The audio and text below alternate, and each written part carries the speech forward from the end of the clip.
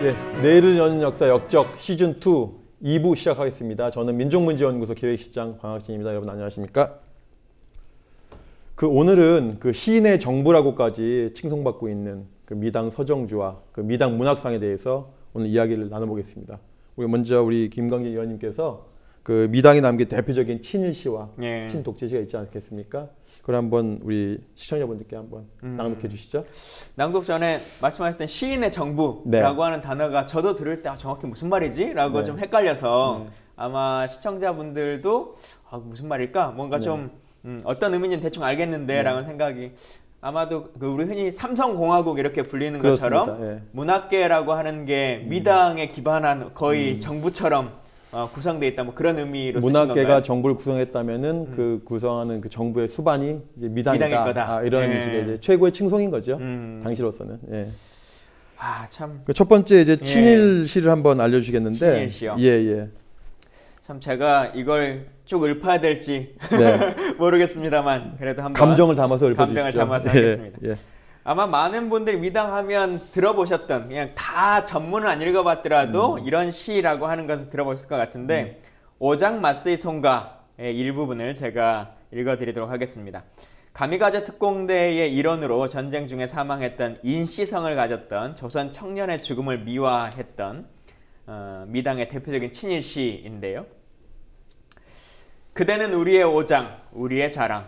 그대는 조선 경기도 개성 사람. 인씨의 둘째 아들 21살 먹은 사내 마쓰이 히데요. 그대는 우리의 가미가제 특별공격대원 귀국대원. 귀국대원의 푸른 영혼은 살아서 벌써 우리에게로 왔느니 우리 숨쉬는 이 나라의 하늘 위에 조용히 조용히 돌아왔느니 우리의 동포들이 밤과 낮으로 정성껏 만들어 보낸 비행기 한 채에 그대 몸을 실어 날았다간 내리는 곳 소리 씨 버리는 고운 꽃처럼 오히려 기쁜 몸짓하며 내리는 곳 조각조각 부서지는 산더미 같은 미국 군함. 네, 오장 마쓰이 송가는 인시성을 가진 조선인 청년이 최초로 가미가제 특공대원이 되었다. 그 다음에 이 오장이라고 하는 것은 지금으로 보면 하사 계급에 해당하는데요. 재미있는 사실인데 이 인씨가 나중에 살아서 돌아와요. 죽지 않고 46년도에 어쨌거나 가미가제 특공대 자사 특공대원을 찬양하는 그런 이제 미당의 대표적인 친일시였는데 이뿐만 아니라 친독재 시도 남긴 게 있지 않습니까? 그렇죠. 대표적으로 보면 1987년도에 전두환의 56번째 생일날 바쳤던 축시인데요. 1월 18일입니다. 제목이 처음처럼입니다. 네. 한강을 넓고 깊고 또 맑게 만드시니요. 이 나라의 역사의 흐름도 그렇게만 하시니요. 이 결의 영원한 찬양을 두고두고 받으소서.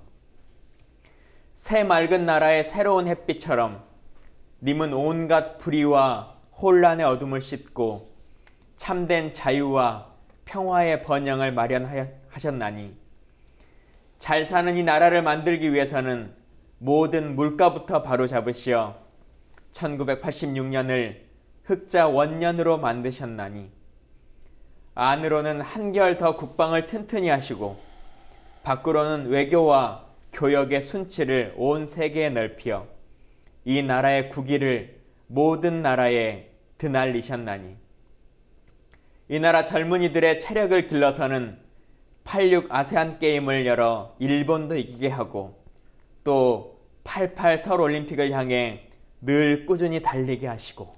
네, 이게 처음처럼이라고 하는 지금 이제 소주와 이제 이름이 같은 그런 이제 제목인데 이제 87년도 1월 18일 날 전두환 생일에 맞아서 청와대 가서 직접 읊었다는 유명한 친독재 시가 되겠는데요. 근데 거의 내용으로만 봐도 좀 시적인 아름다움 이런 것들은 좀 많이 빠져 있는 것 같은데요. 백일장 시 같아요. 그래서 이제 제가 오늘 녹화 오기 직전에 제가 남영동 대국문실에 다녀왔거든요. 지방에서 학생들이 방학 맞아가지고 남영동 대국문실에 많이 옵니다. 그래서 제가 한 팀 안내하고 왔는데 박종철 열사가 돌아가신 게 1월 14일이거든요. 바로 4일 이후에 바로 이 처음처럼 시를 청와대 가서 바친 그런 상황이 되는 것이죠. 영화에 나오는 1987 그렇습니다. 그래서 박종철 열사를 비롯한 수많은 민주 인사들이 남영동 등에서 고문받고 있을 때 바로 전두환의 생일 축하시를 바쳤다는 그 사실과 그에 앞서서 이제 80년 광주의 이후에 그 피를 기반으로 전두환이가 또 체육관 대통령이 그렇죠. 되었을 때 그 지지 연설도 또 역시 서정주가 맡았다는 것을 우리는 또 알고 있는데 근데 이럼에도 불구하고 여전히 문학계는 이런 일반 사회 그와 동떨어진 것처럼 이 서정주를 추앙하고 심지어 이제 미당 문학상까지 만들어서 지금 뭐 미당 문학상이 뭐 문학계에서는 가장 권위 있는 상으로 뭐 이렇게 얘기가 되고 있다는데요. 그 사연이 어떤 것인지 한번 저희가 한번 들어보려고 이 자리에 귀한 분을 모셨는데요. 맹문재 시인님을 모셨습니다. 시인 안녕하십니까? 예. 네, 시를 쓰는 맹문재입니다. 현재 안양대학교 국어국문학과에서 학생들과 같이 공부하고 있습니다. 오늘 만나 뵙게 되어서 반갑습니다. 그 맹문재 시인님 뭐 많이들 아시겠지만 한국작가회의에 얼마 전까지 자유실천위원장으로 활동하셨고 또 미당문학상에 대해서는 가장 또 대표적으로 비판적인 입장을 이제 갖고 계신 것으로 알려져 있는데요. 일단 큰 흐름에서 미당문학상 그리고 서정주라고 하는 사람에 대한 이야기를 좀 들어봐야 될 것 같아요. 네. 사실 미당문학상이 이제 사망 이듬해인 2001년도에 처음 제정이 됐는데 네. 그때의 이야기들을 조금 풀어주시면 좋겠습니다. 네. 먼저 제가 가장 비판적이라고 하니까 좀 부담스럽기도 합니다. 네. 말씀하신 대로 이 2001년 서정주 시인의 문학적인 업적을 기리기 위해서 중앙일보사에서 미당문학상을 제정했습니다. 몇 단계를 걸쳐서 오규원 시인을 수상자로 선정했는데 그분께서 고사하는 바람에 제1회 수상자로 정현종 시인이 선정되었습니다. 상금이 3천만 원이어서 당시로서는 파격적인 것이죠. 정현종 시인은 수상 소감에서 서정주 시인이 정치적 실수는 있었지만 문학적인 업적이 유례없이 뛰어나다라고 말씀을 하셨는데요. 이 논리가 지금까지 이어지고 있습니다. 미당문학상을 제정했을 때 민족문학작가회의 산하 12개 지회에서는 오도된 역사와 현실을 거부하며 라는 성명서를 발표했습니다. 미당 서정주의 시 업적이 지나치게 과대평가되었고 반성 없는 역사 위식으로서 문학상이 제정되었기 때문에 문학상과 관계된 어떠한 일들 가령 문학상을 수상한다거나 심사한다거나 이런 일들에 참여하지 않겠다고 선언했습니다. 이 민족문학작가회는 지금 한국작가회의 전신 조직입니다. 1974년에 자유실천 문인협의회가 창립되어서 1987년에 민족문학작가회로 조직이 확대 개편되었고 2007년에 다시 한국작가회의로 조직이 확대 개편되었습니다. 2000년 9월에 소설가 황순원이 또 2000년 12월 24일 시인 서정주가 타계했습니다. 어느 시대나 또 시기나 문인들의 타계가 있기 마련인데요. 특히 이 두 분의 타계가 주목되는 것은 그동안 한국 문단에 끼친 영향이 지대했고 또 새로운 세기에 일어났다는 것입니다. 20세기에 상징적인 두 문인이 타계함으로써 21세기에는 새로운 어떤 문학 세계가 또 문학의 어떤 문학의 문화가 펼쳐질 것으로 기대했는데 불행하게도 친일 문인을 기리는 문학상이 제정됨으로 인해서 21세기의 한국 문단이 그리 밝게만 전개되지 않을 것이다 라는 암담함을 주었던 일입니다. 네. 그 아까 말씀하신 것 중에 기억에 남는 걸 메모봤는데 일단 상금이 그 당시 그로서는 큰 돈이 3천만 원. 네. 예. 지금도 3천만 원인가요? 지금 더 올랐겠죠? 3천만 원입니다. 그렇습니까? 네. 예, 예. 그다음에 처음에 수상자로 선정됐던 오규원 시인님이 거부를 하셨네요. 네, 거부하셨죠. 그 사실은 제가 잘 모르겠는데 이런 분들은 이름을 한번 더 남겨드려야 되겠는데 오규원 시인님은 1회 수상을 거부하신. 네네. 그런데 그것을 이제 이어서 바로 다른 차석이라고 해야 되나요? 그렇죠. 예, 정현준 교수님이 연세대학교 정현준 교수님이 1회 수상자로 역사의 기록을 남기게 됐는데 저 정현준 교수님 되게 기억이 나는 게 있어요. 저 개인적으로는 어떤 거냐면 저희가 지난번 팟캐스트 할 때 이화여대에서 김환란 동상을 철거 내지는 그 앞에다가 친일 안내판을 세워야 된다라고 하는 재학생들이 있었거든요. 그 학생들 모시고 이제 저희가 방송을 한 적이 있는데 그에 앞서서 이제 연구소가 2001년도에 중앙일보에서 그 1회 수상 한다는 소식을 듣고 중앙일보 앞에서 저희 민족문제연구소가 몰려가서 반대 운동을 공개적으로 한 적이 있습니다. 아마 문학계와 전 그 사회, 시민사회를 통해서 최초일 건데 가장 먼저 반대 목소리를 저희가 냈고 그 다음에 이제 바로 말씀하신 대로 정현종 연세대 교수께서 수상자가 발표됐다라고 하는 사실 저희가 보도를 접하고 저희 연세대교 정문까지 가서 정문에서 피켓팅을 했어요. 그때 이제 여러 명이 피켓팅 오랫동안 했는데 일주일 정도 한 것 같은데요. 그 피켓팅 문구를 저희가 만들었던 기억이 나요. 어떻게 만들었냐면 정현종 교수님, 당신의 제자인 이한열이 전두환에 의해서 죽어갈 때 서정주는 그를 찬양했습니다. 이런 맥락의 이제 피켓 문구를 만들어서 교문에 한 일주일 들고 서 있으니까 저희가 아침 등교 시간에 맞춰서 서 있었는데요. 제가 정현 교수님 직접 봤어요. 네, 제가 그 얼굴을 제가 사진에서 봤으니까 그 피켓 내용을 보고 가셨어요. 네, 그래서 그게 참 인상이 남는데 뭐 그럼에도 불구하고 수상 거부는 없었고 수상을 하시더라고요. 개인적으로는 그런 인연이 있는데 정 교수님 저 기억 못 하시겠지만 그 주관사가 중앙일보라고 하시는 것은 그 상금이나 이런 것도 지금 다 중앙일보가 내고 있는 건가요? 지금도 그렇죠. 운영하고 있는 것이 중앙일보인 건가요? 지금도 그렇더라고요. 중앙일보사가. 어떤 시스템으로 누가 주관한다고? 지금 그러니까 이 미당문학상과 관계된 주체가 누구인지 또 정확하게 이 문학상을 제정한 동기가 무엇인지 상금은 어떻게 출연되는지 등에 대해서 좀 더 깊은 연구가 필요합니다. 그래서 상금을 중앙일보사가 직접 내지 않는다는 얘기를 제가 듣기도 했습니다. 재원은 또 다른 곳에서 또 받는 경우도 있겠네요. 언제 이 미당문학상에 대한 좀 더 심도 있는 논의가 필요하다.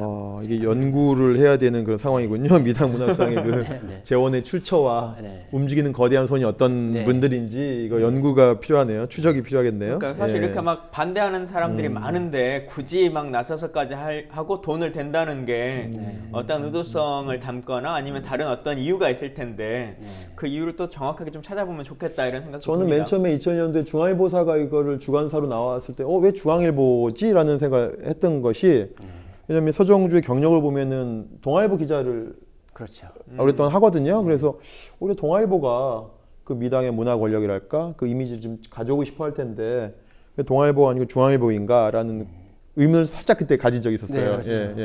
기타 등등 이게 많은 연구가 사실 필요합니다. 여러 가지 연구와 그다음에 내부에 계신 분들의 또 제보가 필요한 그런 상황 같네요. 이것이요. 근데 뭐 그렇게 첫 해부터 수상 거부하신 분이 있을 정도로 문제제기가 계속 있어 왔었고 그럼에도 불구하고 계속 이제 상은 수여되고 있습니다만 당시에서부터 지금까지 계속 반대 여론들도 있고 또 관련해서 보자면 2001년도에 처음 이제 상이 제정되고 나서 다음 해였던 2002년도 8월달 정도에도 친일 문학에 대한 자성, 친일 작가 선정과 작품 목록 공개 기자회견이라고 하는 것들도 계속 이제 작가회의나 이런 쪽에서 열었던 것으로 알려져 있는데요. 관련해서 계속 진행해 오셨던 좀 반대 운동이나 뭐 상황들은 좀 어떻게 진행되고 있는 건가요? 그때 2000년도에 저희 민족문제연구소도 같이 그때 했던 것으로 기억하는데요. 그렇죠. 2002년 그 광복 57주년을 맞이해서 8월 14일 날 민족문학 작가회, 또 민족문제연구소, 또 실천문학, 또 민족 정기를 세우는 국회의원 모임 등이 제 아비를 고발하는 심정으로 친일문학 작품 목록을 고발하고 조국과 민족어 앞에 사죄한다. 이러한 기자회견을 가졌습니다. 해방 이후 선대 문인들의 과오를 후배 문인들이 대신 사죄하는 그런 기자회견이어서 큰 의미가 있습니다. 이때 기자회견 때 일제 식민지 침략 전쟁을 적극적으로 협력한 친일 문인 42명을 선정했습니다. 선정 기준은 그 침략 전쟁을 옹호하거나 협력한 그 정도에 따라서 했고요. 또 분명한 근거가 있는 문인들의 경우에 한해서 선정했습니다. 서정주라든가 김동인이라든가 최남선, 이광수 이런 대표적인 작가들이 당연히 선정되었죠. 이때 이 선정뿐만 아니라 조선일보사서 운영하는 동인문학상, 또 중앙일보사서 시행하는 미당문학상 등을 비판했고요. 또 문제는 이 친일 작품들이 국정교과서에 수록돼서 교육으로 쓰이고 있으니까 국정교과서에 수록된 작품들을 삭제를 요청했고요. 그 다음에 그 친일 일명사전 편찬 사업을 적극적으로 지원한다는 그런 의견도 표명했습니다. 네. 그 2002년도에 대단히 그 아까 말씀하신 새로운 천년이 시작되면서 그 문학계뿐만 아니라 가톨릭이라든지 네. 종교계라든지 로마 가톨릭에서도 뭐 과거에 예. 그 뭡니까 마녀 사냥 같은 경우 있지 않습니까? 십자군 전쟁 이런 것도 역사적인 과오를 사죄하면서 좀 새로운 천년을 좀 열어가자라고 하는 것이 각계각층에서 벌어졌고 특히 이제 문화예술계에서는 거의 유일하게 문학계에서 2000년대 반성이 있었어요. 그러면서 대단히 좀 이제 사회적으로 이 과거를 청산하자는 또 고백하자는 이런 분위기가 있었는데 근데 좀 그 소리가 이제 잠잠해졌습니다. 이제 그렇죠. 오히려 확산되지 못하고 그냥 잠잠해지면서 쭉 있다가 특히 이제 친일 문학에 있어서는 오히려 거꾸로 역으로 친일 문학인 상을 다시 만들겠다고 하는 목소리가 그렇죠. 또 나왔는데 그게 2016년도에 바로 8월에 한국의 대표적인 또 문인 단체라고 할 수 있는 문인협회에서 존재하지도 않는 최남선, 이광수 문학상을 만들겠다. 있는 친일 문학상도 지금 없어야 될 판에 거꾸로 최남선, 이광수 문학상을 만들겠다고 불을 붙여요. 저희가 또 이걸 또 가만히 있을 수 없어서 저희도 달려가죠. 또 우리 자실위원회 위원님과 달려가서 한번 한 적 있는데 예. 그때도 기억나시죠? 한여름이었는데 네네. 뜨거운 그 정확한 이름은 이제 육당 학술상, 그다음에 춘원 문학상. 둘 다 문학상이 아니고 네, 하나는 네. 학술상, 하나는 문학상 네, 이렇게 네, 네. 되어 있습니다. 네. 2016년 6월에 한국문인협회에서 춘원 문학상과 육당 학술상을 제정하기로 이사해서 안건으로 통과되었습니다. 그리고 2017년에 춘원 이광수의 무정 발표 100년을 맞이해서 네. 심포지엄을 열기로 또 결정했습니다. 춘원 이광수의 이 무정은 1917년 매일신보에 발표되는데요. 우리 학계에서 또 문단에서는 한국 최초의 장편 현대 장편 소설이라고 평가받고 있는 작품입니다.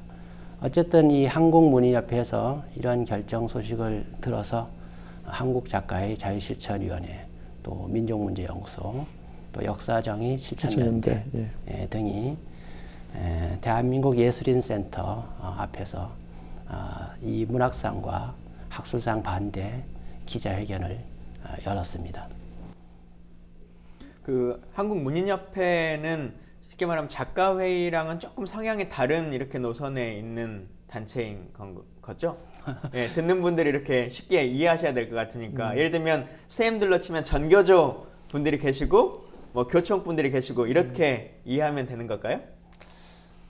쉽게 얘기하면 그렇게 볼 수 있는데 어쨌든 한국 작가회는 독재 권력에 맞서고 또 분단 극복의 모순을 극복하기 위해서 그런 정체성을 가지고 있다는 점에서 한국문인협회와는 분명히 다른 추구하는 방향이 다른 면이 있죠. 문인협회랑 작가의 사무실 자체가 달라요. 네, 그리고 문인협회는 이제 서정주가 또 관여했던 곳이기 때문에 근데 이제 그때 당시 이사장님이 문효치 이사장님이신데 네. 그 결정을 하셨다가 또 바로 이 반대 목소리를 수용해서 네. 또 하여튼 문인협회 차원에서는 안 만들겠다 이렇게 또 결정을 또 바로 내려주셨어요. 예. 또 문효치 이사장님의 경우에는 2015년도에 그 뉴스타파 인터뷰에 출연하셔서 그 문효치 선생님의 그 증조부가 문종구라고 그 친일 인명사전에 있는 인사인데 그걸 직접 반성을 하셨어요. 2015년도에 사회적인 큰 반향을 일으키시는 분입니다. 문희 사장님이. 그래서 저는 이제 기대를 하고 있었는데 또 뜨악하게 또 갑자기 또 육당 학술상학과 그 이광수 문학상 추노문학상 만든다고 해서 이분이 갑자기 1년 만에 이렇게 바뀌셨을까 했는데 결과적으로 이 반대 목소리를 수용하셔서 취소했으니까 그나마 좀 다행이다. 그럼요. 예, 그렇게 생각하고. 예.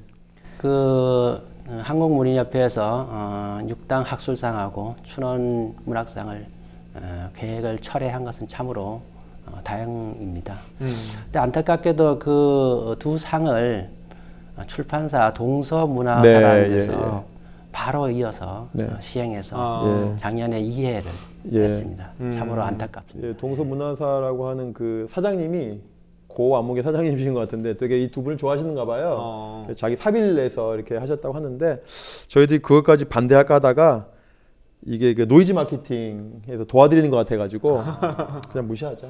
무시하고 있습니다. 있는데도 없는 듯. 그 군 관련해서도 백선엽이라고 하는 분 나올 때 항상 하는 주장 중에 하나가 그분의 친일은 친일이고 군인으로서 한 업적은 기릴 수 있는 거 아니냐 이런 얘기들을 많이 하시거든요. 네.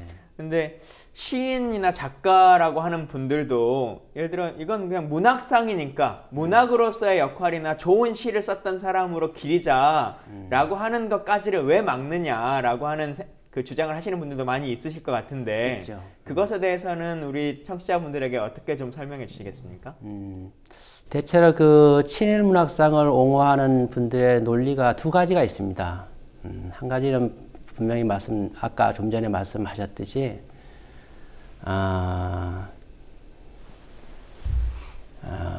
친일 행적을 가지고 있는 문인들의 경우에 그 업적과 흠결을 함께 살펴봐야 한다. 공과를 가지고 보자. 공과 가를 같이 봐야 된다. 그렇게 본다면 친일 문인의 행적을 가지고 있는 문인들의 업적이 크기 때문에 그 흠결은 작으니 덮을 수 있다. 이런 논리인 것이죠. 그렇지만 그렇지 않습니다. 왜냐하면 친일 인명사전에 수록된 문인들의 경우에 그 흠결이 결코 작지 않습니다. 가령 서정주 시인 같은 경우에는 시라든가 수필, 소설을 통해서 침략 전쟁을 적극적으로 옹호하고 협력했지 않았습니까? 그런 점에서 설령 인간적으로 이해한다고 하더라도 민족이나 민족과 나라를 반역한 그런 문인을 기리는 문학상을 제정할 수는 없는 것이죠. 또 다른 한 가지는 이 친일 문학상 논쟁이 왜 과거의 역사에 함몰되느냐, 미래의 역사를 지향하지 않고 이런 주장을 펼치는데 이 역시 맞지 않는 것이죠. 우리가 과거의 역사를 바로 세워야지만이 현재의 모순된 점들을 극복할 수 있고 바람직한 미래의 역사를 이룰 수 있는 것 아니겠습니까? 그런 점에서 어떠한 명분이나 이유에도 친일문학상은 정당화될 수 없는 것이죠. 예. 방금 뭐 말씀 주셨습니다만 그 제가 이거 오늘 오신다 그래서 이렇게 자료를 좀 보다 보니까 촛불 집회가 한창이었던 작년 11월 달에 관련했던 이 토론회가 있었더라고요. 긴급 토론회 친일 문인 기념 문학상 이대로 둘 것인가라고 하는 이제 토론회였었는데 챕터들을 보니까 조금 어려워요. 주제 내용들이. 그렇죠. 그래서 이걸 좀 설명해 주면 좋겠는데 모럴 부재의 친일 문학, 부끄러움의 부재와 세속주의, 친일 문인 문학상 정당화 논리, 절대주의 문학 간의 문제들 이제 이렇게 되어 있는데요. 이걸 좀 듣는 분들에게 쉽게 풀어서 좀 말씀해 주시면 좋겠습니다. 네. 그 2016년 11월 27일 그 대학로에 있는 함춘회관에서 한국작가의 자유실천위원회하고 민족문제연구소가 공동으로 친일 문인 기념문학상 이대로 둘 것인가라는 주제로 긴급 토론회를 가졌습니다. 이 토론회는 그 임원영 민족문제연구소장님께서 기조 강연을 하셨고요. 이규배 시인, 임동학 시인, 그 다음에 이도훈 문학평론가, 박한용 민족문제연구소 홍보교육실장 이렇게 네 분이 주제 발표가 있었습니다.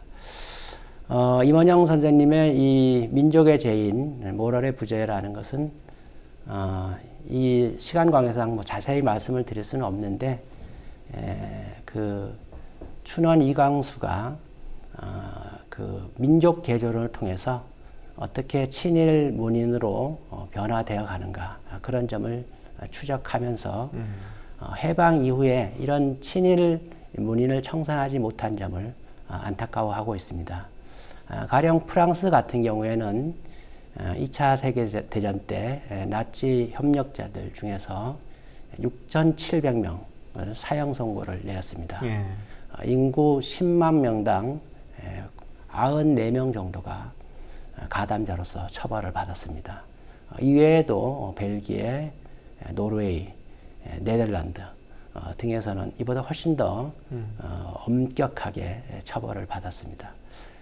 이 반인륜적 범죄 행위에 대해서는 엄격하고도 아주 신속하게 처리를 한 것이죠. 이에 비해서 한국인 경우에는 해방된 뒤에 어떤 친일 문인도 처벌을 받지 않았던 것이죠. 그래서 지금의 어떤 일본의 파시즘 부활에 어떻게 보면 기여한 면이 있고 그 점에서 친일 문학상이 일조했다는 점을 안타까워하고 있습니다. 다음에 그 임동학 시인의 그 부끄럼의 부재와 세속주의라고 하는 것은 이 미당 서정주가 어떤 외압이나 정치적인 면만 회절된 것이 아니라 작품 내적으로도 회절된 면이 있다는 것을 회절이라는 말이 변절 그것을 작품 내적으로 증명해 보인 것이죠. 가령 그 서정주 시인의 대표적인 작품이라고 일컫는 자화상인 경우에 이런 구절이 있어요. 어떤 이는 내 눈에서 죄인을 읽고 가고 어떤 이는 내 눈에서 천치를 읽고 가나 나는 아무것도 뉘우치지 않을란다. 아무것도 뉘우치지 않겠다. 이런 죄의식, 속죄의식이 없으니까 시인으로서 또 민족의 일원으로서 그런 속죄의식이 없으니까 세속주의에 영합해서 친일을 할 수밖에 없었다라는 논지를 펼친 주제문입니다. 그 다음에 그 이규배 시인이 발표했던 친일 문학상 정당화의 논리, 절대주의 문학관의 문제들이라고 하는 것은 우리 학계와 문학에서는 문단에서는 어떤 작가의 문학 작품과 작가 또 사회를 이렇게 분리해서 보려는 그런 절대주의 문학관이 있는데 이것은 문제가 많다라는 것이고 설령 작품의 독립성을 인정한다고 하더라도 친일 문학상을 좀 전에도 말씀드렸듯이 나라와 조국을 배반한 그런 친일 문인을 기리는 문학상은 정당화될 수 없는 것이다. 이러한 논지의 주제였습니다. 그다음에 박한용 그 민족문제연구소 교육홍보실장의 친일 문인 기념사업의 현황과 문제의식이라고 하는 것은 친일 인명사전에 수록된 그 문인들은 단죄를 받아야 되는데 오히려 기념사업회 대상으로 우대받고 있는 이 현실을 정리해서 비판하고 있는 그런 주제문이고요. 이도움 그 문학평론가의 디지털 시대의 민족문학이라는 이 발표문은 지금이라도 친일 청산에 대한 의지를 가지고 성찰했을 때 진정한 민족통일국가 또 생태복지국가를 이룰 수 있다. 이런 주제문이었습니다. 네. 미당이 자기 스스로를 반성했던 게 한 번이 있었던 것 같아요. 제 기억에. 그렇습니까? 언제네. 해방이 이렇게 빨리 올 줄 내가 몰랐다. 자신의 판단 미스를 스스로 반성했던 적이 한 번은 있었던 것 같아요. 100년 갈 줄 알았는데. 이 친일도 독재도 그 87년도에 이렇게 빨리 끝날지 모르고 그러게 말입니다. 87년 항쟁이 있고 나서도 그 가서 칭송시를 읊은 거지 않습니까? 직선제가 이렇게 빨리 될 줄이야. 예. 예, 호응이 될 줄 알았는데 뭐 이런 거겠죠. 미당 사후에 오히려 이제 어떤 인물이 죽으면 그 인물에 대한 평가가 좀 이렇게 냉정하게 좀 돼야 될 텐데 오히려 미당 서정주의 경우에는 그 평가라기보다 오히려 칭송 일색이 아니었나. 저희가 기억하는 것은 이제 홍기삼 전에 그 동국대학교 총장도 하신 그 국문과 교수이셨죠. 네. 미당의 애제자라고 하시는데 이분이 미당 서정주 기념재단을 바로 만듭니다. 기념사업회를 바로 만들어서 이분이 뭘 추진하냐면 미당을 노벨문학상 받게 해야 된다. 한국인 최초로. 뭐 이런 이제 김대중 대통령 받기 전부터 이런 운동하시는데 아마 노벨문학상 받기는 어렵겠지만 어쨌거나 그런 끊임없는 기념, 추앙, 미화 활동들이 이루어지고 있는데 어쨌거나 우리 자실과 우리 민족문제연구소가 오랜 동안 10년 넘게 손잡고 연대하면서 문제 제기해서 그런지 촛불혁명의 또 형과이기도 하겠지만 2017년도에 5.18 문학상 수상자로 선정된 분이 또 그런 문제 제기가 되니까 그 수상을 사양한 경우가 있죠. 어떤 건지 한번 잠깐 그 사연을 짧게 좀 설명을 해주시겠습니까? 김혜순 시인님으로 나와 있는데. 예. 잘 알다시피 이 5.18 문학상이라고 하는 것은 5.18 광주 민주화 정신을 계승하기 위해서 5.18 기념재단에서 제정해서 운영하고 또 광주 전남 작가회의 또 출판사 문학들에서 공동으로 주관하고 있는 문학상입니다. 지난번 이 문학상에서 김혜순 시인이 수상자로 선정됐는데 이분이 미당 문학상 수상자이고 또 이 5.18 문학상 심사위원들이 미당 문학상을 수상했거나 또 미당 문학상의 심사위원을 역임한 분들이어서 논란이 되었던 것이죠. 다른 문학상과 다르게 이 5.18 문학상은 그 5.18 문학상의 문제가 되는 것은 서정주 시인이 잘 알다시피 친일 부역행위뿐만 아니라 광주 시민들을 짓밟고 정권을 탈취한 전두환 정권의 아부에서 많은 특혜를 받았고 그런 분의 길이는 문학상을 수상한 사람이 그런 분이 또 그런 시인이 5.18 문학상을 수상하게 됐다는 자체가 큰 모순인 것이죠. 아마 김혜순 시인도 이런 점이 부담감을 느껴서 수상을 사양했는데 참으로 다행스럽다고 생각하고요. 이 일을 계기로 해서 앞으로 한국에서 문학상을 심사하거나 또 수상자를 선정할 때 영향이 있을 것으로 기대합니다. 우리 맥문지 시인님이 제가 오면서 조금 말씀 나눴는데 전태일 문학상 그 오랫동안 깊이 관여하셨더라고요. 심사위원도 오랫동안 하시고 관여하셨는데 비유하자면 전태일 문학상을 이건희한테 준 거나 마찬가지예요. 말도 안 되는 또는 이건희를 칭송하는 삼성을 칭송하는 작가에게 전태일 문학상 준 거나 똑같은 경우거든요. 그래서 이런 말도 안 되는 일이 좀 앞으로는 벌어지지 말아야 되겠습니다. 제 생각에는 예를 들어 5.18 문학상은 수상을 하고 그 미당 문학상을 내가 반납하겠다. 이러면 조금 더 의미성이 좀 강할 것 같은데 반납을 안 받아줄 것 같은데요. 아니 스스로가 나는 그러면 그 상을 받았던 것에 대해서 반납하겠다라고 하면 이 민족의식이라든가 아니면 사회의식에 대한 것이 명확할 것 같은데 미당 문학상은 그대로 갖고 있고 5.18 상만 안 받는 상황이 돼가지고 조금 그리고 상금을 다 썼으면 어떻게 할 수 없잖아요. 상금까지 내놓으면 참 애매하지 않습니까? 그런가요? 그러니까 이렇게 정말 한번 역사적인 어떤 행위라고 하는 게 정말 중요하다고 할 수 있겠죠.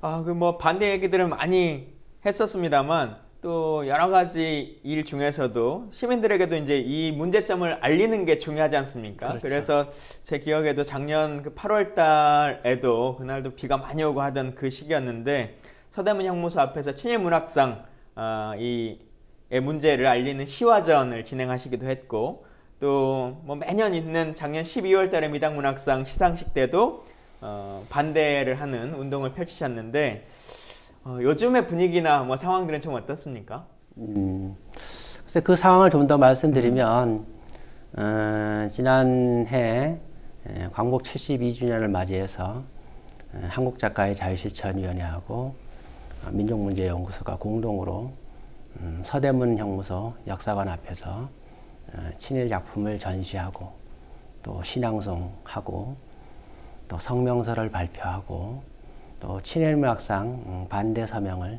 시민들로부터 받았습니다. 그날 정말 폭우가 쏟아지는 날이었는데 날씨가 진짜 안 도와줬어요. 예. 그럼에도 불구하고 많은 시민들께서 친일문학상 그 반대 서명에 동참해 주셨습니다. 정말로 이 자리를 빌어서 감사의 말씀을 드립니다. 그 행사를 해보니까요, 일반 시민들이 실제 그 친일 작가들을 잘 모르고 있더라고요. 그죠. 근데 그 작품이 전시된 걸 보고서야 이분이 이런 시인이 친일 작품을 썼구나 이런 것을 알게 되더라고요. 그래서 일반 시민들에게 친일 작가가 누구인지 그들이 쓴 작품이 어떤 것인지를 보여줄 수 있는 좋은 자리라고 생각이 되어서 앞으로 계속했으면 좋겠고 그렇게 하려고 생각하고 있습니다. 지난해 12월 5일에는 프레스센터에서 미당문학상 시상식이 있었습니다. 그날 영하 10도나 되는 아주 추운 날씨. 그때도 날씨가 안 도와줬어요. 예. 그때도 이 한국 작가의 자유실천위원회하고 민족문제연구소, 또 역사정의 실천연대, 한국예술인 총연합 등이 그 프레스센터 앞에서 항의 집회를 열었습니다. 그런 항의 집회에 아랑곳하지 않고 시상식 장 안에서는 따뜻한 곳에서 다과를 나누면서 웃고 심지어 친일문학상을 반대하는 동료 문인들을 비아냥거리고 이런 모습을 보면서 참으로 안타까웠습니다. 차치하고라도 같은 동료 문인이 추운 날씨 속에서 올바른 문학을 해 주십시오. 이런 부탁의 목소리를 듣지는 못할 망정 비아냥거리는 그런 태도는 정말로 부끄럽고 사과해야 되지 않을까 그런 생각이 듭니다. 예. 한마디로 좀 자괴감이 드셨겠습니다. 처음 그 시민들이 아직 내용들을 잘 몰라서 그렇지 알면 같이 동참하고 분노하는 일들이 많다 하셨지 않습니까? 네네. 사실 우리 교육이 좀 그런 부분이 너무 약한 것 같아요. 특정 단체에서 해야 될 역할이 아니라 국가가 책임져서 이런 교육을 좀 원활하게 해줘야 되는데 우리 뭐 친일파라고 얘기해도 여러 명의 친일파 중에 사실 을사오적 딱 5명이라고 하는 걸로 그냥 퉁쳐서 얘기를 하는데 5명도 잘 모를 거예요. 을사오적도 이완용 빼고는 거의 모르는 거잖아요. 그렇죠. 그러니까 진짜 을사오적의 5명이라고 하는 것도 웃긴 얘기지만 그조차도 잘 모르게 교육을 하고 있는 상황. 그러니 개별적으로 뭐 교육계에서는 뭐 문학계에서는 종교계에서는 각각 어떤 문제점이 있었는지조차는 전혀 알지도 못하는 이런 교육 자체를 이제 좀 새 정부에서 그렇죠. 하나하나 좀 바꿔나갔으면 좋겠다 이런 생각도 좀 듭니다. 예, 이제 보니까 우리 자실과 거의 민족문제연구소는 한 가족 같아요. 사무실 합쳐야 될 것 같습니다. 이렇게 투쟁을 보니까 거의 같이 했는데요. 말씀하신 지난 8월에 정말 폭우가 내렸었고 12월에 정말 추웠었는데 저 폭우가 내리는 그 현장에 저도 있었는데 그 저희가 이제 생각한 일반적인 소설가나 시인의 어떤 상이 있잖아요. 정말 차를 마시면서 그 자연을 노래하는 그런 모습이 아니라 이 정말 비에 젖은 서명지를 다 말려가면서 시민들에게 나눠주시고 하는 그 모습이 정말 좀 애틋하다. 어떻게 보면 정말 저게 정말 우리 자실의 진정한 모습이 아닌가 애틋함을 느꼈는데 자실이 어떻게 보면 상급 조직이라고 할 수 있는 작가회의가 있지 않습니까? 있죠. 예. 작가회의가 좀 더 나서서 자실과 똑같이 이렇게 좀 해야 될 텐데 지난 2월 10일 날 작가회의 총회가 있었고 있었죠. 또 거기서 이제 우리 위원장님이 이제 임기가 다 마치셔가지고 그렇죠. 네. 전직이 되셨는데 작가회의는 이런 문제에 대해서 어떤 입장이신가요? 그게 좀 궁금하거든요. 이 친일문학상에 대해서 한국 작가회가 뭐 방관하는 것은 아니고 한국 작가회도 나름대로 역할을 하고 있습니다. 실제 지난번 한국 작가회 자유실천위원회하고 민족문제연구소가 공동으로 한 친일문인 기념문학상 이대로 둘 것인가. 이 이후에 한국 작가의 이사회 때마다 이 친일문학상을 어떻게 처리할 것인가에 대해서 갑론을박이 아주 치열했습니다. 그래서 2017년 3월 25일에는 작가의 내부에서 내부 토론회를 격렬하게 가진 바가 있고요. 4월 이사회 때 또 7월 이사회 때도 이 문제가 주요 안건으로 논의가 됐습니다. 그래서 10월 이사회 때 친일문학상에 대한 최종 입장을 결정해서 입장문 형식으로 발표됐습니다. 내용은 앞으로 한국 작가의 회원은 친일문학상에 대해서 심사하지도 말고 수상하지도 말자라는 것을 권고 형식으로 발표했습니다. 이 권고라고 하는 것은 작가의 회원들의 어떤 양식과 역사의식을 믿고 결정한 것이죠. 근데 이 문제는 만약에 이렇게 작가회의 회원들에게 맡겼는데 그럼에도 불구하고 수상자가 나오거나 심사를 맡았을 때 어떻게 할 것인가에 대한 규정이 없는 것이죠. 그래서 한국 작가의 본회에서 친일문학상에 대한 입장이 발표된 뒤에 가령 대전 작가회에서는 규정이 없으니까 더 강력하게 해서 친일문학상을 수상하거나 심사를 맡으면 회원 자격을 박탈한다. 이러한 성명서를 발표했고요.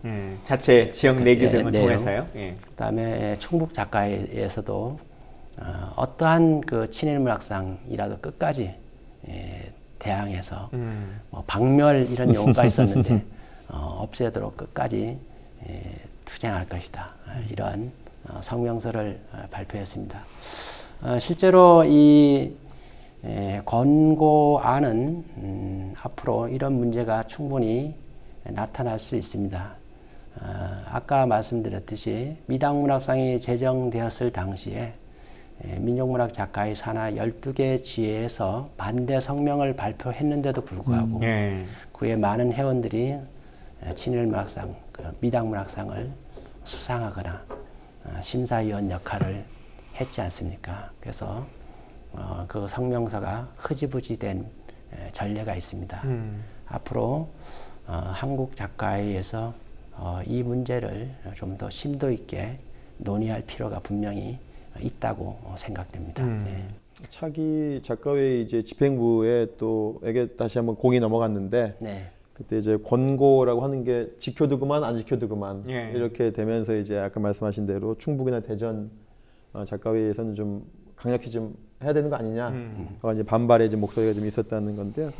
사실 어떻게 보면 이제 남의 조직이라서 저희 민족문제연구소가 작가회에 대해서 존경심과 한엄의 연대의 마음을 갖고 있지만 또 우리 조직은 아니고 남의 조직이니까 내정 간섭 같기도 한데 또 이게 내정 간섭이 또 아닌 것이 또 친일 영역은 또 민족문제연구소에 또 전문 영역이 있는데 다른 조직도 아니고 작가회에서 그 친일 문제에 대해서 이렇게 약간 미온적이랄까 이렇게 모습을 보이면 저희까지 힘이 좀 빠지는 같은 어떻게 보면 처지에 있어서 저희가 거꾸로 옹호해드리고 있거든요. 어떻게 보면 다른 분들이 작가회가 이렇게 좀 약간 미온적이야 그러면 제가 오히려 거꾸로 작가회 대변이 됐냐 아마 사정이 있겠죠. 그렇게 얘기하는데 하여튼 고민입니다 저희들도. 그렇습니다. 그러게요. 사실 국회에 있을 때도 법률을 만들면 그 벌칙 조항이 없으면 사실 의미 없는 조항이거든요. 그래서 그걸 꼭 필요한 거다라는 생각이 좀 들긴 하는데요. 마치기 전에 좀 궁금한 게 있어서 아마 이 시청자분들도 그러실 것 같은데 처음에 미당을 소개할 때 시인의 정부가 될 정도로 아주 위상이 있다 이 문학계에서 라고 말씀하시지 않습니까? 그리고 말씀 중에도 동료 시인에게 이런 모습을 보일 정도로 이렇게 그런 유의 시인들이 차지하고 있다라고 말씀도 하시고 하셨는데 그렇게 보면 왜 지금 문학계 다수의 분들이 이 잘못된 분의 뜻을 따라서 큰 기득권을 형성하면서 그걸 뭐라고 표현할까요? 세습을 한다고 할까요? 유지해 나간다고 할까요? 라고 하는 걸 따라갈까? 다 그 시인분들, 교수님들도 다 똑똑하고 이 지성도 누구보다 갖추셨을 텐데 굳이 친일파의 시계를 따르지 않아도 자체적인 어떤 활동들이 충분히 가능하실 것 같고 우리의 일반적인 상식은 그런데 실제 문학계에서는 그게 어려운 일인가요? 네, 제가 지금 오늘 이 미당문학상 관련 얘기를 나누면서 속으로 왜 이런 문제를 논의해야 되나, 또 언제까지 이런 문제를 얘기해야 되나. 당연히 제정되지 않아야 될 문학상이고 제정돼서 시행되더라도 당연히 폐지되어야 하는데 왜 우리가 이런 고민을 해야 되나 이런 생각이 듭니다. 친일문학상은 현재 제 생각입니다. 현재 친일 세력이 자신들의 조상들의 친일 흔적을 지우고 또 기득권 세력을 유지 내지 확대하려는 전략에 문당 권력을 추구하는 문인들이 합세하기 때문에 이루어진다고 생각합니다. 문당 권력을 추구하는 문인들이 친일 세력의 전략에 종속되어 있는 한 친일문학상은 사라지기 대단히 어렵다고 생각합니다. 그래서 우선적으로 문인들의 반성과 좀 더 깊은 역사 의식이 필요하다고 생각합니다. 우리 정치도 요즘 정권 교체 하듯이 빨리 문학계도 교수님 같은 분이 정권 교체를 빨리 좀 하셨으면 좋겠습니다. 작가회의 말씀하셨습니다만 저도 순천에 있는 동안에 그 작가회의에서 시민들에게 이제 시를 가르쳐주는 아카데미가 있어요. 그 아카데미에 이제 길문학회라고 그 교육을 한 10년 했거든요. 그래서 엊그제 말씀하셨던 김정숙 교수님, 그 시인과 같이 한 10년 하면서 제가 그 모임 회장도 하고 했었는데 사실 독재 정권 시절에 이 작가회의라고 하는 이름 자체가 뭔가 저항의 의미 그리고 지성인으로서의 상징성 뭐 이런 것들을 쭉 상징해 왔었던 것 같아요. 시민들의 희망이었었는데 다시 한번 한국작가회의와 자유실천위원회가 그 이정표를 다시 한번 세워줬으면 좋겠다 이런 생각이 좀 들고요. 오늘 오셨는데 시청자분들께 끝으로 좀 한 말씀 해주시죠. 네, 정말 친일문학상은 비유하면은 괴물과 같습니다. 자신의 조국과 민족을 배반한 그 문인을 기리고 칭송하는 문학상이라고 하는 것은 제정될 수도 없고 제정되었다고 하더라도 폐지되어야만 마땅합니다. 그럼에도 불구하고 친일 청산이 우리나라에서 제대로 되지 않아서 친일 문학상이 점점 늘어나고 있고 또 심지어 시행되고 있는 문학상의 권위가 더 높아져 가고 있는 이런 현실이 이루 말할 수 없이 안타깝습니다. 제가 이제 한국 작가의 전 자유실천위원장으로 이 모임에 이 방송에 참석했는데요. 앞으로 한국 작가회의가 이런 친일 문학상 폐지 운동에 적극적으로 또 확실하게 나설 것을 기대합니다. 네, 감사합니다. 네, 오늘 저희가 그 맹문재 시인님 모시고 좀 격려 좀 해드리고 이러려고 좀 왔는데 거꾸로 좀 본의 아니게 왜 이렇게 못하세요? 라고 거꾸로 이제 추궁하는 모임처럼 그 약간 비춰진 것 같아서 너무 죄송하고요, 시인님. 네. 앞으로도 저희가 한번 그 작가회의와 그 자유실천위원회와 더불어 끈끈한 연대 놓지 않겠다라는 말씀을 드리겠습니다. 오늘 와주셔서 감사드리고요. 그 시청자 여러분 이제 그동안 저희가 이제 시즌2 2부를 진행했는데요. 저희가 2부는 오늘로서 마치고 시즌2 2부는 마치고요. 저희가 한 달 정도 휴식기를 가지고 재정비해서 새로운 모습으로 찾아뵙겠습니다. 그동안 시청해 주셔서 고맙습니다. 여러분 감사합니다. 네, 감사합니다. 네.